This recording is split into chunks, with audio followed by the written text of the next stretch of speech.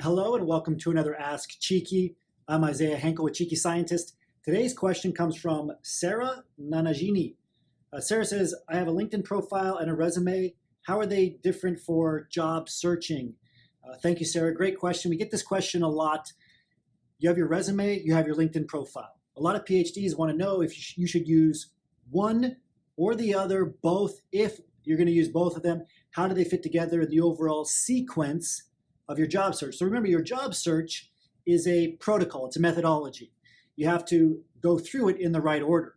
And getting hired means that you're part of a funnel for a job search where the numbers show, the data shows that for every 1,000 people who see a job posting, 250 of them apply, 4 to 6 get any kind of interview, whether it's a phone screen, a video interview, or a site visit, and then finally one person gets hired.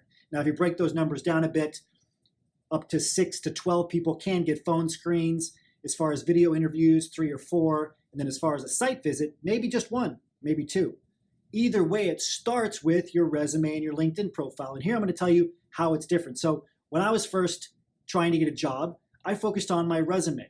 I was finishing my academic career. I knew that writing a CV was important, so I adapted my CV to be a resume. I didn't do much to adapt it, though. It was still several pages long, and I just started uploading it to job sites. And I thought, I have a PhD. People are going to be knocking down their door to hire me. Not the case. Nobody responded. I was using Monster and Career Builder. I was putting my resume on these job sites where they promised to show my resume to, 10,000 employers. What they really meant by that is your resume will go into a huge catalog, and then if somehow, luckily, employer searches for all the right keywords and maybe your specific name, they might find you. Of course, they never found me. Then LinkedIn became increasingly popular. I didn't even have a LinkedIn profile at the time. I wish I could go back and have used it. But after I got my first job in industry, I started using LinkedIn and I saw how powerful it was. But the question that I had was, how am I supposed to appeal for all of the different types of employers I'm interested in, all the different jobs with one LinkedIn profile? And that is the first key difference, how you target a resume versus your LinkedIn profile. So every single resume you write, which by the way shouldn't be multiple pages, not 5 or 6, it should be 1 or 2. 2 is multiple, but that's the limit for an industry resume. And it should be targeted to every individual position. You want to get hired at Johnson & Johnson in an R&D position, you need to write that resume specific for working at Johnson & Johnson, specific for getting hired in R&D at Johnson & Johnson, and that's what you need to do for every single resume if you even want to have a chance of being found. And the reason for this is, we'll go into our second point, is how you are searched is very different from a resume versus a LinkedIn profile. But let's stay with this first point. So your resume has to be targeted for every individual position. Your LinkedIn profile, though, has to appeal to anyone, any company, any employer for any of the jobs that you want. It's very, very difficult. So the first thing you need to do is narrow down your interests for LinkedIn. Narrow down your interests. Try to focus on 3 job titles you're interested in. And not variations of a job title, not like a Scientist 1 or Scientist 2, but 3 at the most, could be less, different types of jobs. Project manager, application scientist, R&D scientist. That's an example of 3 different types of jobs that you would focus on. Then what you want to do is go out and find job postings for each of those job titles, at least 5 to 10 job postings. Take all of the content from all of those job postings, which could be 20 to 30 different job postings, copy and paste it, put it into a word cloud, and then look at the results of that word cloud. The largest words, which will usually be a transferable skill or technical skills that are the largest, those are the words used the most overall in that sampling of job postings. So you take those words that are used the most, you put them on your LinkedIn profile. Now what you've done is essentially hacked LinkedIn's profile, your LinkedIn profile or LinkedIn's algorithm with the word cloud algorithm.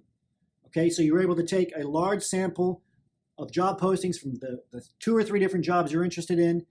You're able to find the keywords that are used the most, put those on your LinkedIn profile so you show up at the top of the search results for any employers and any companies looking for people for those types of jobs. Makes sense? Very different, a little bit more involved than just targeting one resume to one individual job posting or position. The second way in which they differ is how employers search for people in terms of resumes or LinkedIn. So when it comes to resumes, every employer will be usually using an applicant tracking system software. that'll take in hundreds, if not thousands of resumes every single day, filter through them based on the keywords that are on your resume, as well as many other things, such as salary. If you've ever put in what your salary expectations are when you've uploaded your resume to a job posting, you know that this is something that they can use to filter you out. Gaps on your resume, if you don't have any industry experience, you can be filtered out and so forth.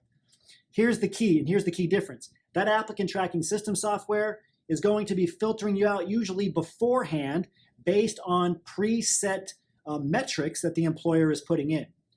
On LinkedIn, the algorithm is a bit more advanced in most cases, and it will search for your LinkedIn profile to match it to 3 basic search terms: skills, job titles, and locations. How do I know this? If you go to LinkedIn Recruiter and you see what employers see on their version of LinkedIn, at the top are 3 different search fields. Guess what they are? That's right, skills, job titles, locations. And so the strategy changes a bit here. This is why you want your resume targeted to every individual position using the keywords that are on that specific job posting. And it's why on LinkedIn you want to appeal to a broader audience, but you want to focus on those 3 things: job titles, locations, and then skills.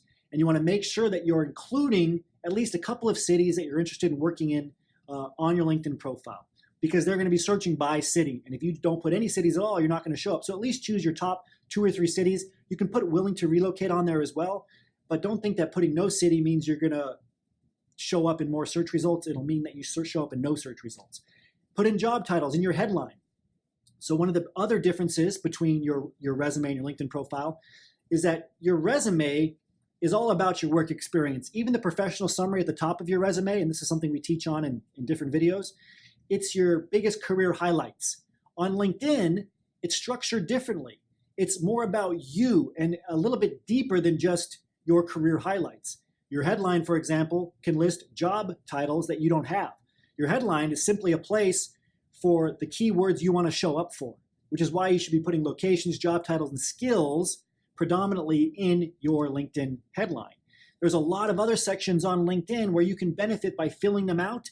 And it gives you a lot of space to add more keywords, more skills, more locations, and more job titles. Now, it does have a specific work experience section where you don't want to put job titles for jobs you've never worked in, but you can find ways to put job titles that you're interested in throughout your LinkedIn profile. And this is the overall third and final difference: how comprehensive you can be.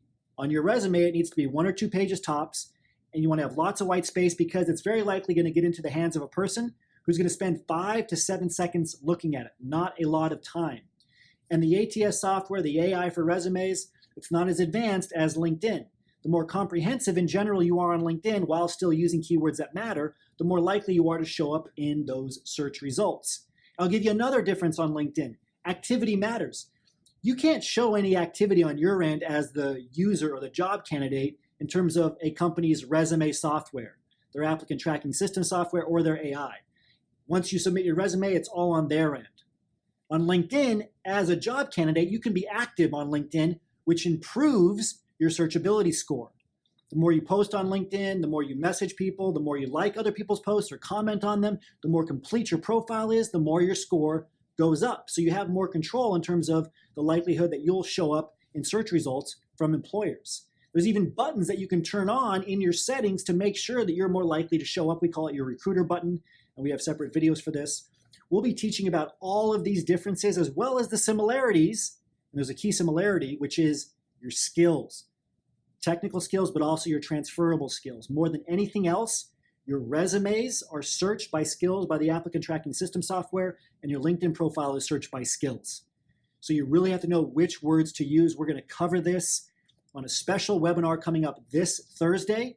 It's on November 14th, Thursday, November 14th, 1 p.m. and 9 p.m. Eastern Standard Time, 2 live show times. We're going to talk about all of the differences between your LinkedIn profile, your resume. We're going to show you exactly what to do on LinkedIn as a PhD. Don't miss out. We will put a link to the LinkedIn webinar in the text above this video. You can press the button below, depending on when this video is published or where the button is for learning more. It'll take you to the LinkedIn webinar page where you can sign up. Again, it's November 14th, 1 p.m., 9 p.m. Eastern Standard Time, 2 different show times. We look forward to seeing you there live. As always, remember your value as a PhD and start thinking and acting like a successful industry professional.